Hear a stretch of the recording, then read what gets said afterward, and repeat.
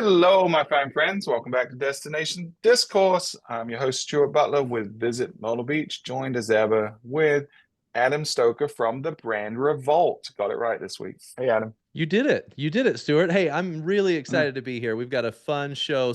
We've got a guest that I've been interacting with for a long time, and it's nice to finally do an episode together. We've been talking about it for a very long time, and it's really fun to do. So excited to be here today. And it's Well, Valentine's Day.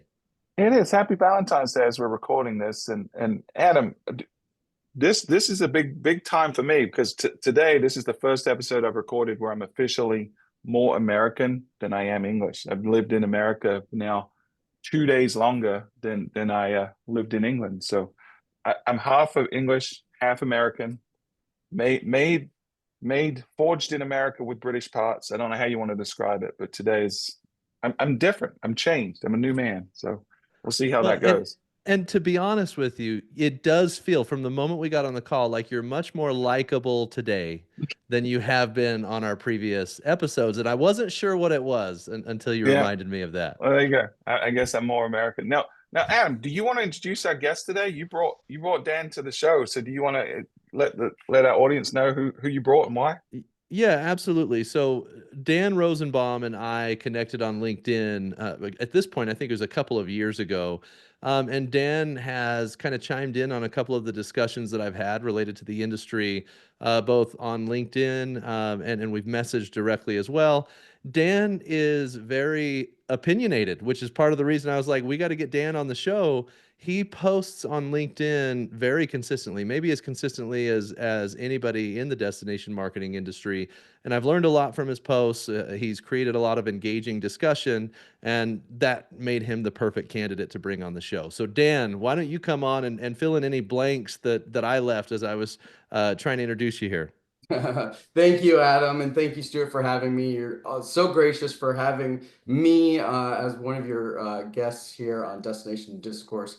I'm excited to have a rousing discussion. A little bit about me. I cut my teeth in the DMO space, working for San Francisco Travel for the last 14 years. I started out as the social media manager and grew my role to ultimately become VP of Global Marketing, overseeing marketing communications as well as international marketing. And now currently I am consulting. So I'm excited to have a great conversation. So when you were at San Francisco, did you get to did you overlap with Matt Steiker while you were there? I did. Matt Steiker actually interviewed me for and helped hire me in San Francisco Travel. It's a funny story. The day I went in the office for my interview, at the time I was living in Los Angeles, and I flew up to San Francisco, and it just happened to be the day of the Giants World Series parade. This is the first time that they've ever won a World Series in San Francisco back in 2010. And I had to push my way through the public transit to get to the office, got there, and had my interview with a bunch of people. And Matt was the last person. He comes in with his Giants hat on, and he's all about the World Series parade. So it was great to really see the city thrive then during the World Series parade, even if it was a little inconvenient for me and for everybody else involved who wanted to be there. That's neat. That's right. Well, welcome to the show. We're glad you're here, and we're going to get into the topic in a little bit. But before we do, I mean, you've seen the show. You know what to expect. You know I what's can't wait for coming, that and jingle. it is the greatest segment with the worst jingle in all of entertainment. You know, I really enjoy this jingle, but I have gotten enough feedback that we don't need to play the whole thing. So Yeah. hold on one second.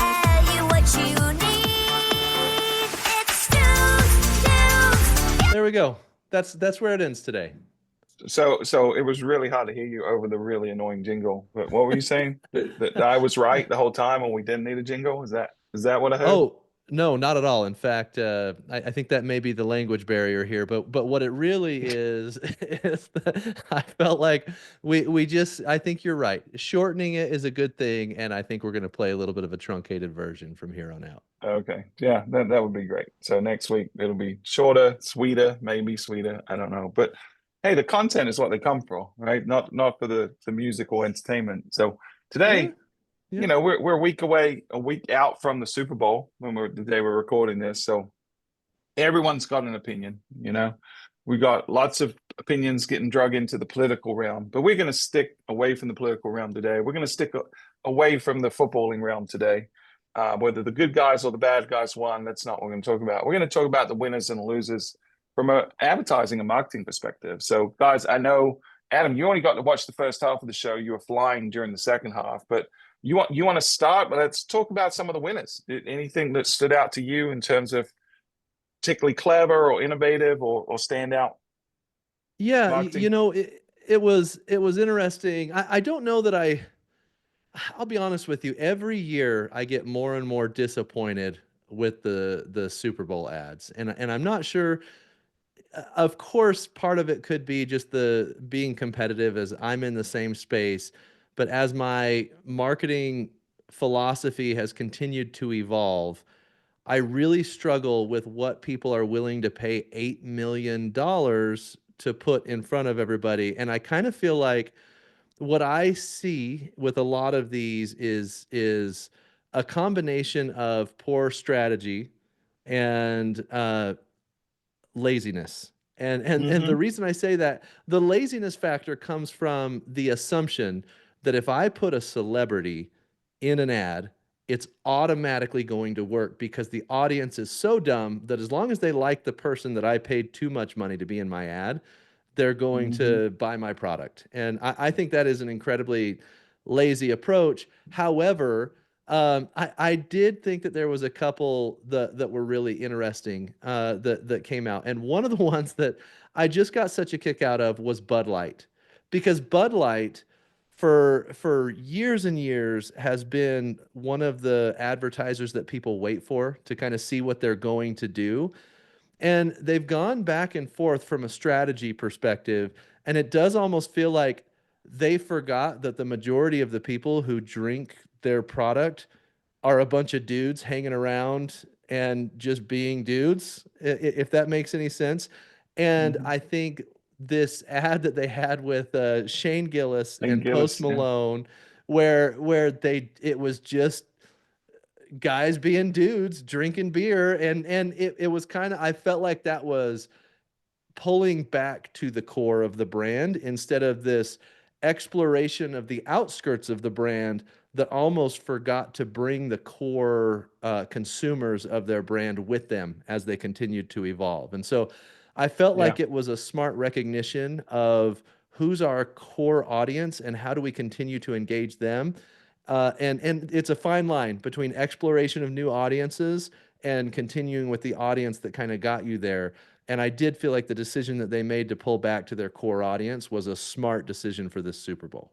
Yeah, and it probably alienated some folks that they did it, right? So I think there's always risk. I think people will be writing about Bud Light's journey for a long time, and whether you agree or disagree with what they did, I think there was a mistake made, right? Which you sort of touched on, and that is that they were exploring new audiences, but you can't do that at the expense of your core audience, right? You can go find new audiences. It cannot be counterproductive with your core audience, and that was the mistake they made, and so uh, I think this is a correction that they probably had to do from a financial standpoint. If you looked at every metric under the sun, they've been really struggling recently, and so I think it was entertaining, and it felt like a commercial that was from the '90s or the early 2000s, right? Yes. Just it was like, and quite a few commercials were like that too this time. So, but I couldn't agree with you more on the negative side in terms of just showing celebrities and a lot of noise, which has become the trope.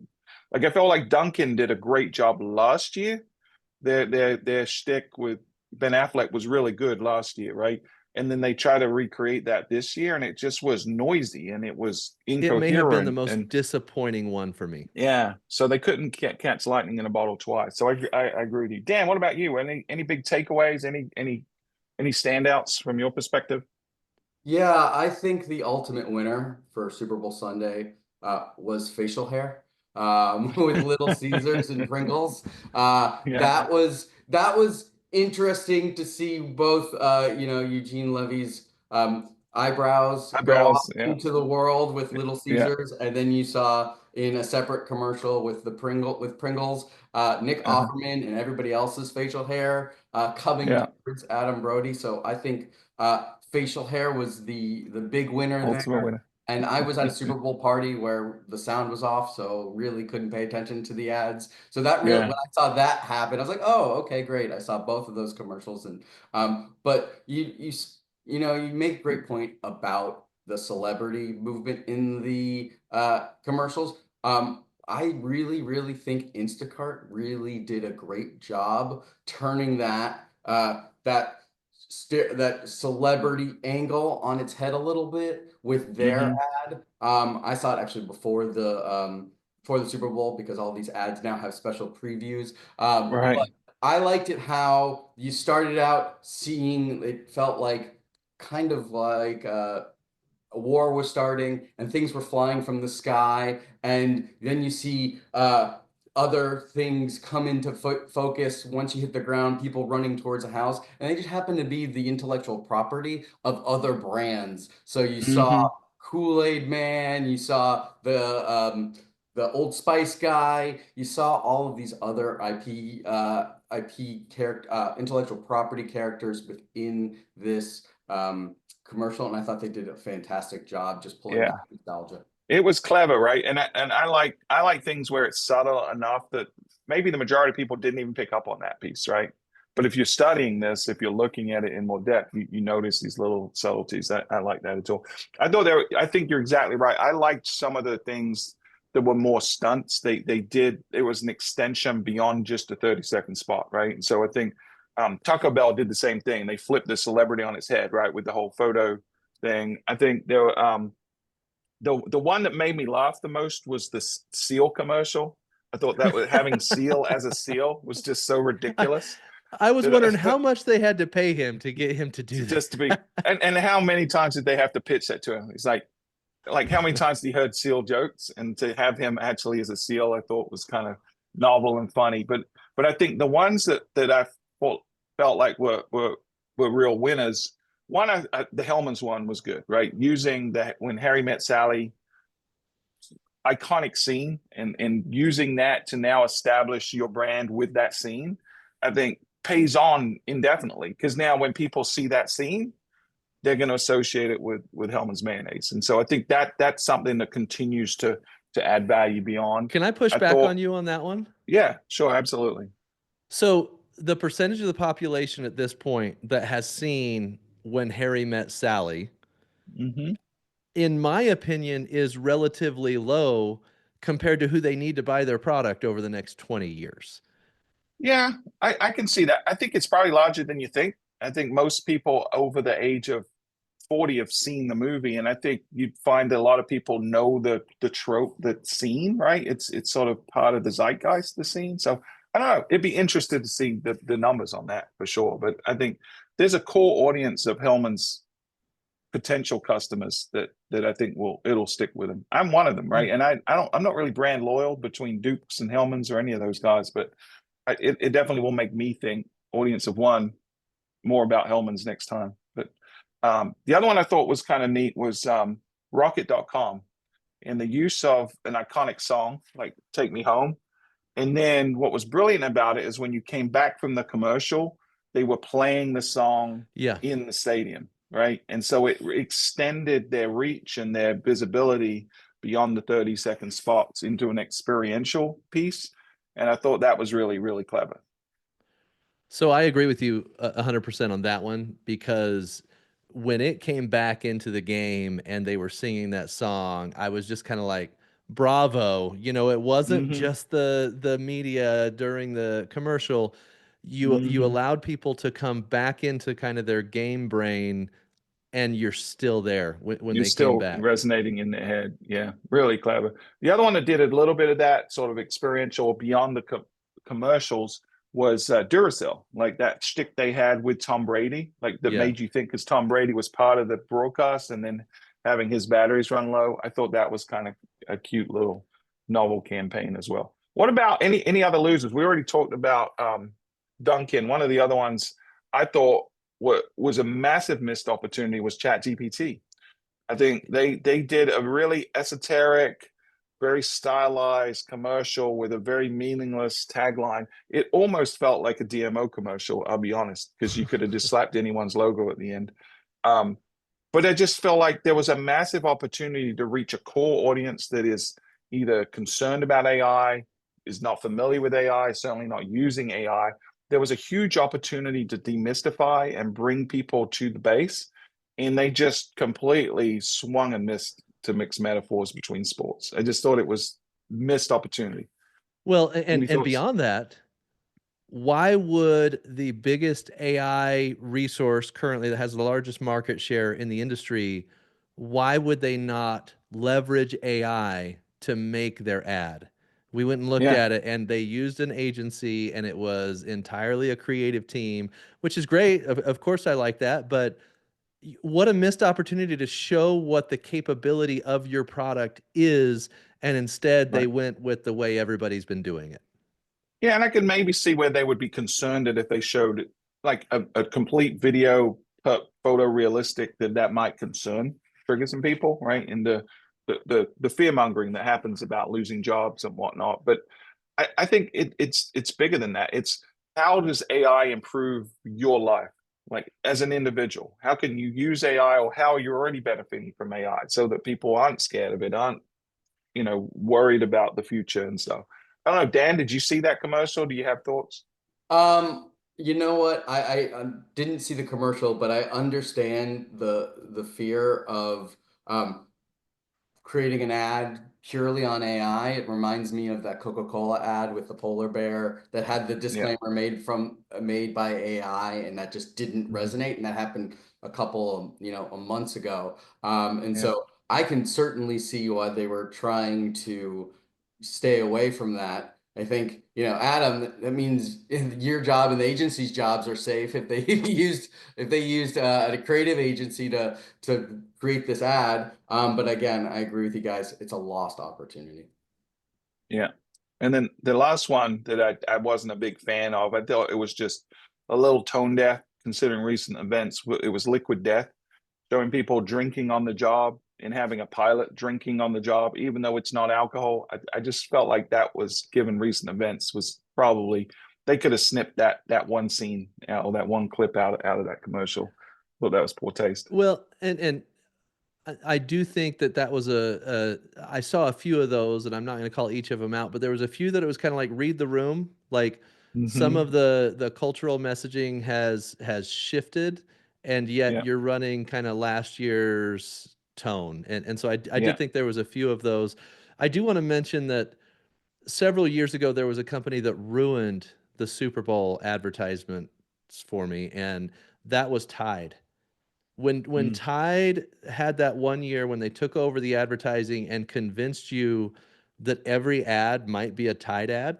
I don't know if you guys Mm-hmm. remember that one, and it was the Mm-hmm. sheriff from Stranger Things. I just thought it was such a brilliant way to just take over the event, and Mm-hmm. nobody's come close since then. And I think that's what I'm looking for, is somebody to help me kind of go, yes, this strategy is brilliant, and I Mm-hmm. haven't felt that since that Super Bowl. Yeah, but I think, and then we probably need to move on to the subject. I think strategy is important, but as we talked about in a couple of episodes ago, creative is still very important, right? If you can have a great strategy without great execution of creative, and it's not going to work. Some of my favorite commercials of all time, and I'm biased. If you look behind me, I've got a lot of Star Wars, but the VW ad with the little kid dressed up as Darth Oh yeah, Vader, thinking he oh had the yeah. Force, right? Everyone remembers that, and it wasn't particularly great strategy. I mean, it was a good strategy, right? Because it's connecting on a family level and a human level. but it was such a simple creative. You didn't have celebrity. You didn't have all this, although I guess you have Darth Vader, which is celebrity. But you know what I'm saying? It was like just a simple, It was well executed creative, right? It's the correct mixture of creative and strategy, and that's the sweet spot, right? Yeah. So I don't know. Sometimes less is more. I just like simple ideas well executed sometimes, but it seems like Super Bowl is bringing out the worst in advertising in terms of throwing flames and eagles and facial hair at the wall and seeing what sticks. But all right, let's jump into your topic, Dan. Now, Adam set you up here. He said you're a man with strong opinions, and so I mean, we don't know what that's like on this show. Adam and Yeah. I are definitely wallflowers. We don't have a lot of strong opinions on many topics, but you've come into the lion's den a little bit. We may spar, we may agree, we may disagree, we may pretend to disagree just for entertainment value. I don't know. But why don't you make your case for what's your thesis here?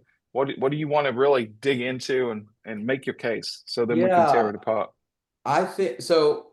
I've been ruminating on this, and I do think that there is a solution here. And I know from previous episodes, you've talked about the demise of the DMO. But from external forces, I think my thesis is internally, departments are within DMOs are fighting for the same piece of pie rather than working together to expand it.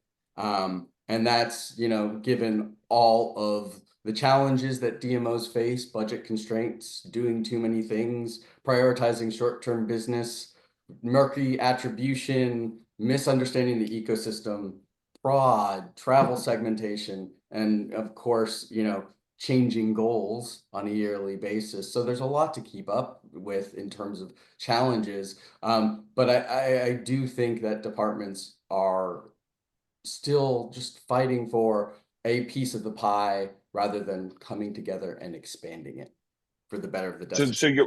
So let me rephrase that a little bit. So that there's still silos, and maybe the objectives in the not just the functional silos, but also in terms of the strategic objectives and how they're accomplishing those. Maybe there's opportunity to work more collaboratively and have a same score sheet, as it were. Yeah, Is that I what you're mean, not saying? even not even to have a same score sheet, because sometimes you can have the same score sheet, but it's the thinking that, oh, this department can help generate more of that goal than this other department, or what's the role of, and I putting my marketing hat on here, working within the DMO, you're not just marketing the destination, but you're working as the internal agency to help service other departments. So it's understanding how you can come together, quote unquote, with synergy and help those other departments and your departments flourish and expand the piece of pie. Yeah. Yeah. So, Dan, you were at San Francisco Tourism for 14 years. Were there a couple of experiences that you had there that kind of created this opinion in your mind? Like, is there some real world application you can show us to help us kind of understand this more clearly? Yeah, I think at San Francisco Travel, when I think of of the experiences that I had there, there's a lot of times where we are wading into different markets, whether it's international or domestic, or different marketing tactics, and it's one, to understand them, but two, to understand, oh, this other department is marketing within, say a different international market. How can we as marketing come together to bring budgets together so that we can holistically hit that market? For example, at San Francisco Travel, we collaborated really closely with our tourism department. They're in charge of trade, and working directly with our representative offices. And when we're looking at the data and the insights at San Francisco Travel, we understood that that international travelers coming from long haul destinations are spending more, staying longer in destination. So how do we come together with our marketing dollars, work together with our tourism department, and then thirdly, work together with the airport, SFO, because they're a huge partner of ours. So that helped collectively color my experience of like, oh, there's a way in which we can expand the pie here, working together cross-departmentally to achieve our collective goals as a as an organization. So, Adam, let me ask you a question because you probably got more insight than either of us because we've both sort of experienced That one makes or sense. two DMOs, right? What do you see other DMOs having the same challenge in terms of lack of communication and collaboration between the departments? Well, I think I have seen it, and I think I have a clear understanding of what Dan's saying. I think I want to pose one more question before I opine on it, just to make sure that I have as much understanding as I need. And the question that I would ask is, if we're looking at the airport, which is one organization with its own objectives, its own mandate of what needs to be done, you've got the tourism department that you mentioned, you've got the sales team within the DMO, and then of course you have the marketing team within San Francisco Travel, if we're using that example. Whose role is it to bring all those people together and make sure that the vision and goals are shared?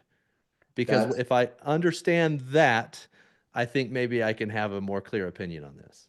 Yeah, so I think I do think that there needs to be clear ownership on in either each partner. But I think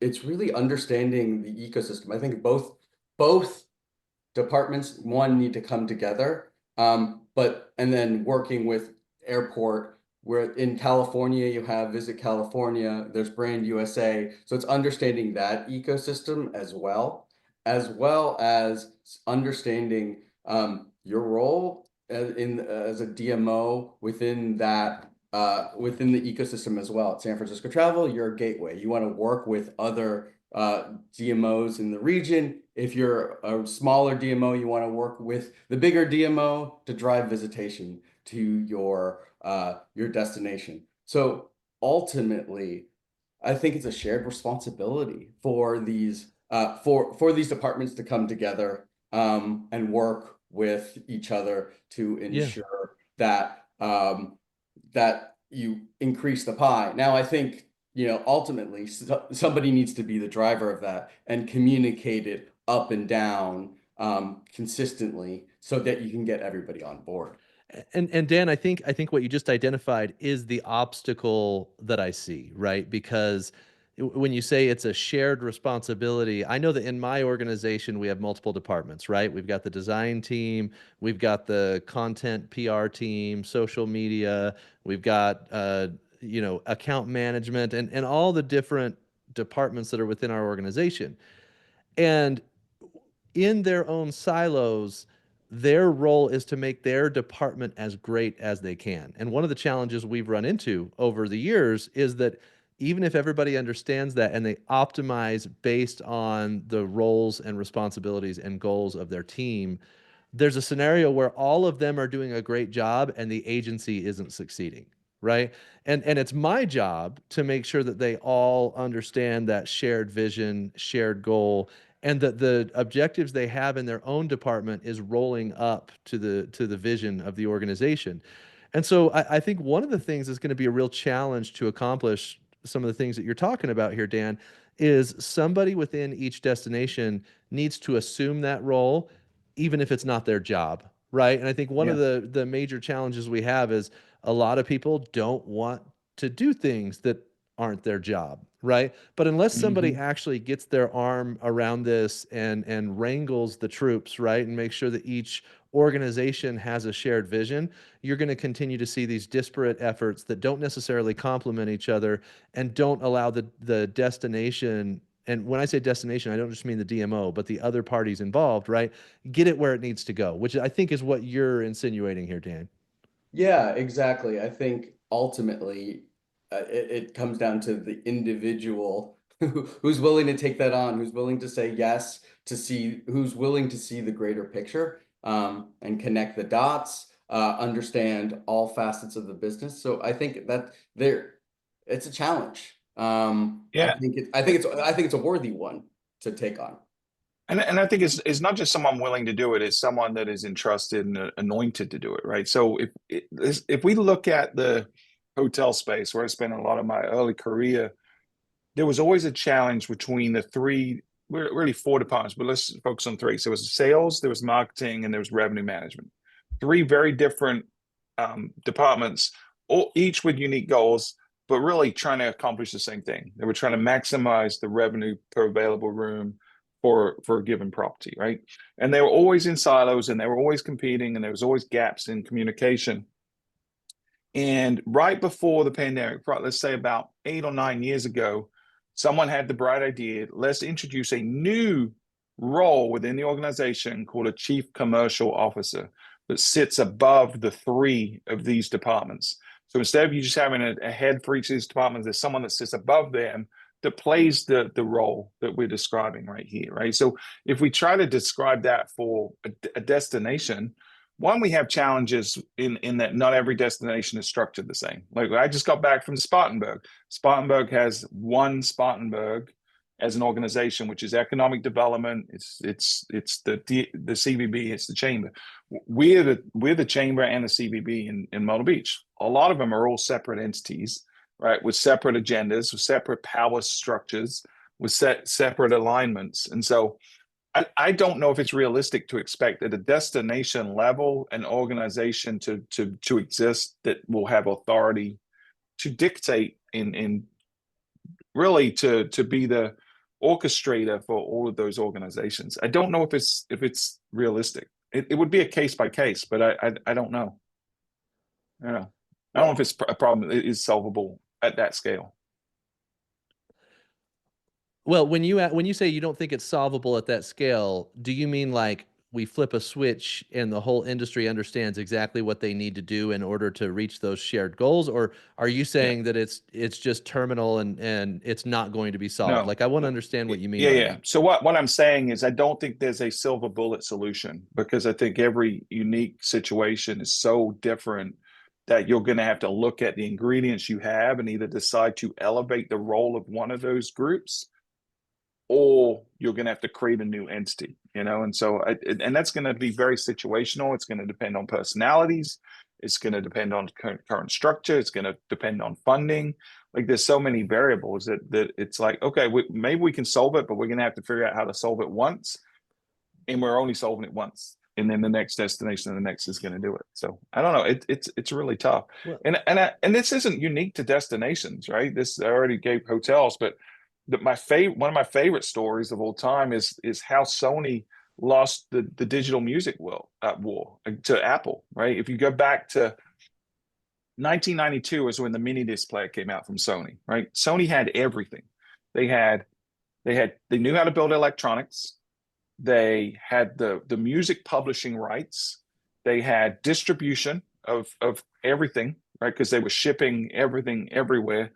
And they had the brand of mobile music. They had Walkman, which was it was like the Hoover and the Kleenex, right? Walkman at the time was the brand, and they came out with a mini disc player. And then like 8-9 years later, I think it was like 2001, Apple came out with the iPod and just completely destroyed them because there were silos. Sony didn't take all of these discrete components and work collectively together to produce a solution for the consumer, because the folks that were building the mini disc player were not communicating with the music publishing folks. And it was crazy. It was the biggest lost opportunity in business history. And Apple came in with none of these assets and just cleaned house. It was unbelievable. And so this stuff happens. The breakdown in communications, the silos, the independent thinking happens everywhere. And I haven't really seen it solved. I think for me, my focus is on my organization right now. How do I break down the silos within my team and then with that larger team as well? And I think the way you solve that is to have a universal scorecard of some kind, like something where we're all playing the same game. We know the roles we have in that game. Like if I use a soccer analogy, because I'm still part English, I'm going to say like some guys or girls on the field, their goal is to score the goal, and some is to stop the other team from scoring. Right? They still have to both do their job for us to win. We have to concede fewer than we score in order to win, and so my roles might be different, but I know how to win the game. And I think that's important. And then you've got to create a culture where you're talking about that scorecard constantly and you're referring back to it. And everyone's individual role within the organization, they know specifically how what they do on a day-to-day basis ladders up to that ultimate win scenario. I think that's how you start to do it in your organization within what you can control. I don't think anyone's really figured out how to do it beyond your organization, other than collaborating and communication through shared vision, shared what does Bill Guys call it? Community shared value, things like that. But I think you've got to make sure you're all playing the same game at the very beginning to set yourself up for success. Yeah, oh, go ahead, Dan. I was going to say, Stuart, I definitely agree with you there with the shared scorecard, understanding organizational values, aligning yourself with with each department and achieving a shared vision. I think about when I think about silos and just going for your piece of pie versus expanding it, I think about a situation like adopting new technologies. You've talked about AI on this podcast a lot, and the industry is talking about it constantly, having conversations, and that organizations haven't all adopted it the same way. But I think that when you're thinking about new technologies internally in your organization, to get buy-in, you need to think, say, from marketing. You can't just think about it from a leisure perspective, but how does it serve all of your other business segments? Conventions, meetings, tourism, so that way you can really come to the table and say, hey, this solution, AI, for example, can help do X, Y, and Z, can help you not only internally, get more business, but here's a practical application that we can utilize AI on the consumer side to attract meetings and conventions. Oh, and then it can extend to leisure. So I think it's about coming to the table, explaining new technology in a way that will help get other departments on board. Service those other departments, or you service leisure. Yeah, Jeanette Rouse does a really good job talking about AI in general, but one of my favorite things she says is that it's for AI specifically, it's both a top-down and a bottom-up approach, right? You have to have both for it to work. So you have to have leadership that sets the parameters, the guidelines, expectations, the rules of engagement, the rules of the game, as it were, in the scorecard. But then you have to encourage and nurture individuals within the team to experiment and stress test and find use cases. And because you can't dictate, okay, sales guy over here, you have to use AI this way, right? You can give them the tools, you can give them the rules of the game, but then it's on them to experiment a little bit and find where there's efficiencies, and then communicate that to others, so then they benefit from the learned experiences as well. And Stuart, you shared a case study, I guess, where Apple came in and disrupted an entire industry. I've got to share a story with you about that. When I was in the advertising program at BYU, Microsoft actually contracted with the advertising school at BYU and said that they wanted the students to come up with a Zune, and Zune was the device. I don't know if you guys remember the Microsoft Zune. Oh yeah, how does Zune? But they wanted us to reimagine the Zune to something that could possibly even include your TV, your phone, your music. And all of us sat there and we could not mentally comprehend the idea that all of those things could be in one device. And we brainstormed, we went through the entire process, and to be honest with you, where we landed was we weren't entirely sure it could be done. And so then when the iPhone came out a couple of years later, I'm sitting there going, well, I guess we were just a bunch of idiots, right? Like we couldn't figure that out. But this is where I think leadership is so important, because I Mhm. think in every destination marketing organization, or even within the destination where there's multiple departments involved, a lot of people are stuck in the way of thinking and can't imagine an alternate reality. And Yeah. when I say can't imagine an alternate reality, I'm not talking about other dimensions and things like that, but where the rules of the game are not the same rules you're going to be playing with in the future. And I really think that that's an important role for leadership in a community or in an organization, to make sure that they don't allow the rules of the game that have historically been in place to be the rules that confine the innovation that can come from the team. And the only way to do that is by really recognizing the outcome you want and pushing your team to break the current rules in order to achieve the outcome. And we've been through an exercise like this over the last couple of years in trying to reimagine what an agency should be structured like. And we changed our entire structure to something that, if you would have asked me 2 years ago if an agency could even be structured the way that we are, I would have said no. There's no way. And yet, through our collective reimagination, we were able to do it differently, and it's been really valuable for us. And I'm not trying to make me the case study here. I'm just saying that we had to imagine a different reality in order to be successful. And I really think every organization and community needs a leader that can teach the team to do that. Yeah. One of our core principles here is to challenge the status quo at Myrtle Beach, and that gives that team the freedom to be creative and think differently, and try things that haven't been done, and maybe zag when other people zig. But we do it in a deliberate way, right? There's two ways to be disruptive and break the rules, right? One is to just not know enough to know that you're breaking the rules, right? And that's risky, and you can get lucky, right? The other is to know where the rules are and to challenge them down to first principles. This is what Elon Musk does. This is what a lot of really great innovators, Steve Jobs, used to do as well. It's like, okay, what are the things that are not going to change? What are the assumptions we can go and keep going down? Every assumption you have, well, how do we know that? What's the assumption we have beneath this? And you get down to first principles. Once you understand first principles, then you can reconstruct something that looks very different. So I think a lot of times we're burdened by the assumptions that they're forced upon us.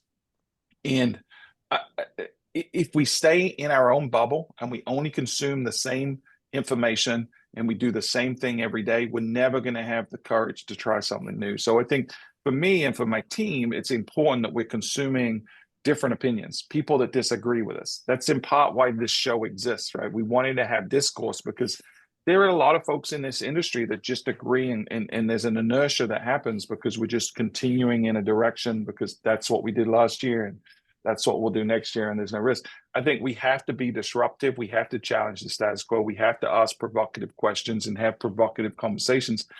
Otherwise, no one's going to know that there's an alternative or a better path. And the one thing I'm 100% sure of is there's always a better way to do something. Always, no one's ever found the perfect optimal way to do anything. And so, if we don't try, then we're settling. And I'm not someone that can ever settle for the status quo. So I'm glad you brought this conversation to us, Dan, because it's provoking conversation, and that's what this show is really about. Yeah, and I think I think it's an important conversation to have because it's it's about it's really about expanding the possibilities of what the DMO can do, and working together and collaborating. And there's a book that I really, really love. It's called No Rules Rules by Netflix. And it's really you talk about the concept of innovation, of breaking the rules of doing something. Their philosophy is you have a certain number of poker chips and you need to use them to move stuff forward. Figure it could be bigger, it could be smaller. The job is to use them in any way, shape, or form. You're only failing if you fail to use your chips. Yeah. And so it's to really think, okay, well, how can I what can I do in marketing that will further to the destination? I can partner with other departments and expand our budgets. Or, hey, what can I do to work at helping adopt, having AI be adopted in the organization? Well, it's not only working and educating other departments, but you talked about New York, and I loved their AI meeting planner chatbot. They didn't roll out just a site-wide one. They focused on meeting planners because they want to show that that's an actual viable product that you could use for that segment of the business, and that can then sprout off many different iterations that you could use AI. Yeah, yeah, great. Well, any final thoughts? Anything you want? Any words of wisdom you want to share, or words of encouragement for the destinations that are listening to this and maybe thinking a little differently than they were before? Do you want me to go or Dan? You can go, Adam, and then we'll let I'm let always Dan bring it jacked up home. and ready to talk. So here's what I am seeing just based on the conversation we've had.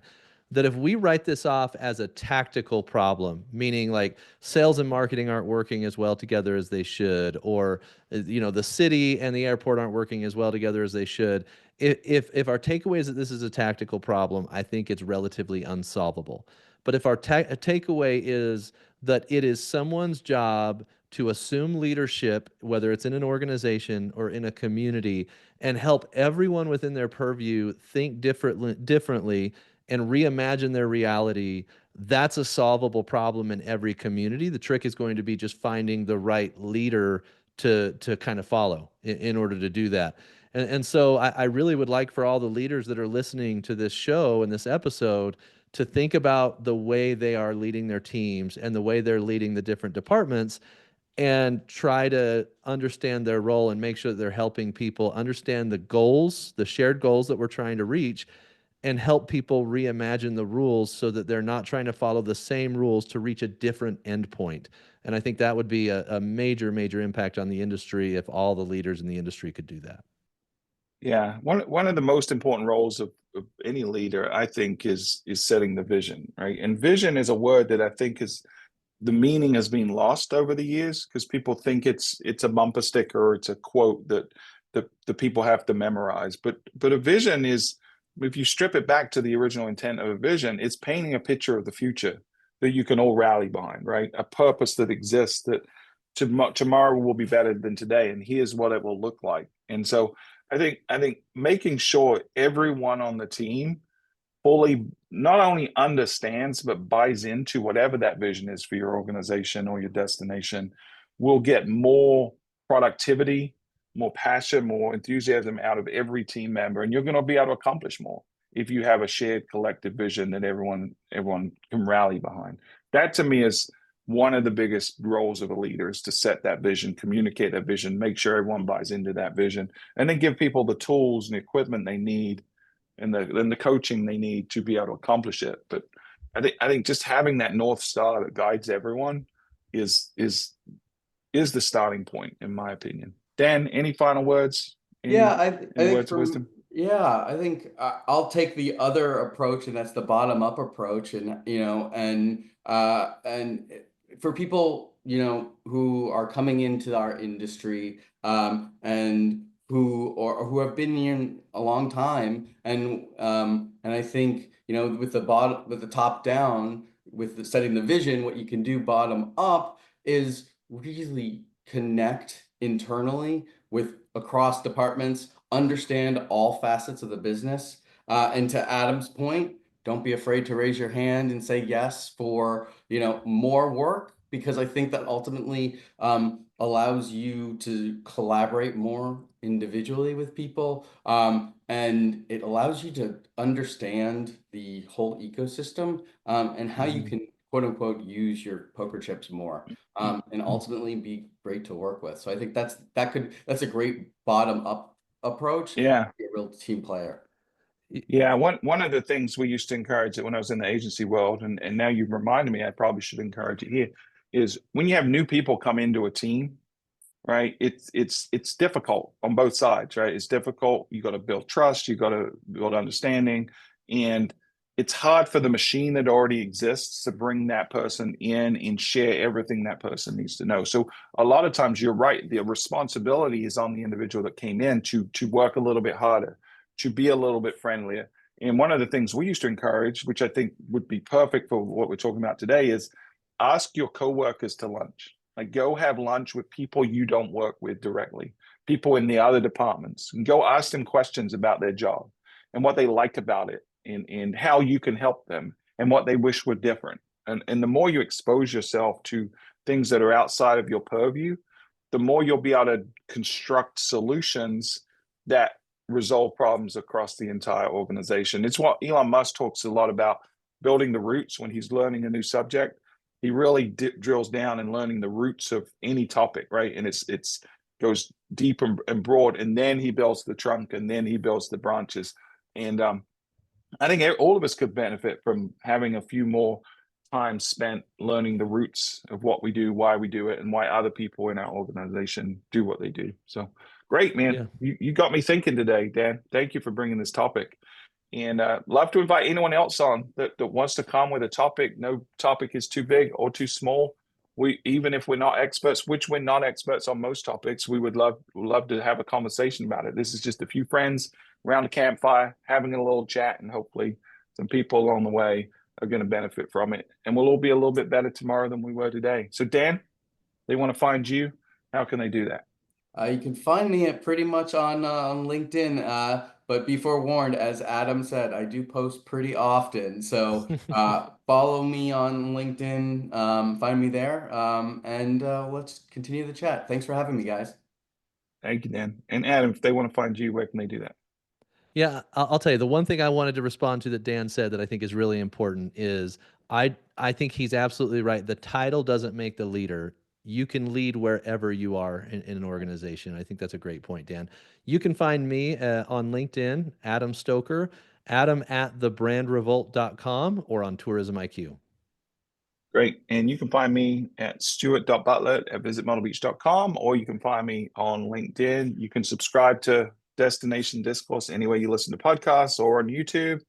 And please reach out to us. Let us know a topic you'd like us to cover, or if you want to be a guest, reach out to Adam or me. We'll be glad to have you on.